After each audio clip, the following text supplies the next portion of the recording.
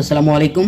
আমরা জানব বাংলাদেশ বিষয়াবলীর অতি গুরুত্বপূর্ণ সাম্প্রতিক কিছু প্রশ্ন এবং উত্তর। চ্যানেলটি সাবস্ক্রাইব করে সাথে থাকবেন। বর্তমানে বিশ্বের কতটি দেশের সাথে বাংলাদেশের বন্দি বিনিময় চুক্তি রয়েছে? 3টি দেশের সাথে, থাইল্যান্ড, ভারত এবং সংযুক্ত আরব আমিরাতের সাথে। বাংলাদেশের বর্তমানে অন্তর্বর্তীকালীন সরকার আরও কোন দেশের সাথে বন্দি বিনিময় চুক্তি স্বাক্ষরের উদ্যোগ নিয়েছে? মালদ্বীপ এবং কাতারের সাথে। সরকারি চাকরিতে আবেদনের বয়সসীমা 32 করে সরকারি গেজেট প্রজ্ঞাপন জারি করা হয় 18 নভেম্বর 2024 সালে।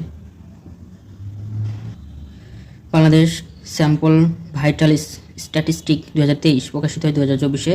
এর চূড়ান্ত রিপোর্ট অনুযায়ী সাক্ষরতার শীর্ষ বিভাগ বরিশাল, সাক্ষরতায় সর্বনিম্ন বিভাগ ময়মনসিংহ, সাক্ষরতায় শীর্ষ জেলা পিরোজপুর, সাক্ষরতায় সর্বনিম্ন জেলা হচ্ছে বান্দরবান।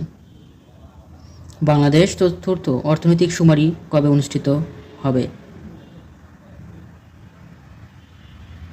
চতুর্থ অর্থনৈতিক শুমারি, এটা মিস্টেক আছে, আপনারা যদি জানেন এটি কমেন্টে জানাবেন।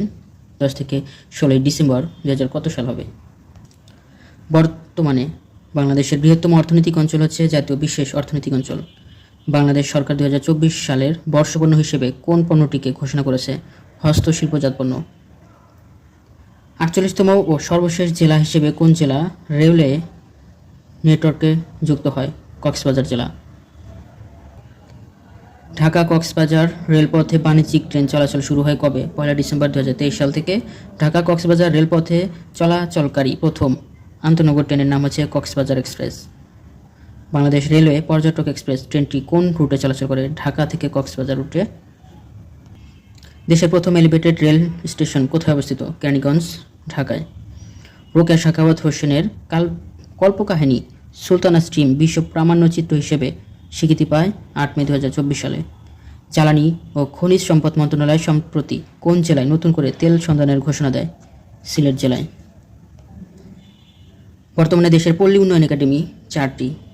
বাংলাদেশের প্রথম পল্লী উন্নয়ন একাডেমি বাংলাদেশ পল্লী উন্নয়ন একাডেমি বার্ড। এটির প্রতিষ্ঠাতা আক্তার হামিদ খান। এটি কুমিল্লায় অবস্থিত। বাংলাদেশে মনোনীত যুক্তরাষ্ট্রের নতুন রাষ্ট্রদূতের নাম David Slayton mail. 23 April 2024 Bangladesh কোন দেশের সাথে দ্বৈত কর পরিহার ও কর ফাঁকি সংক্রান্ত চুক্তি করে? কাতারের সাথে।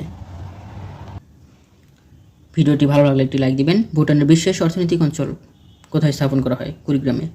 বিশ্বের কতটি দেশে বাংলাদেশের শান্তিরক্ষীরা নিয়োজিত রয়েছে? 9টি দেশে।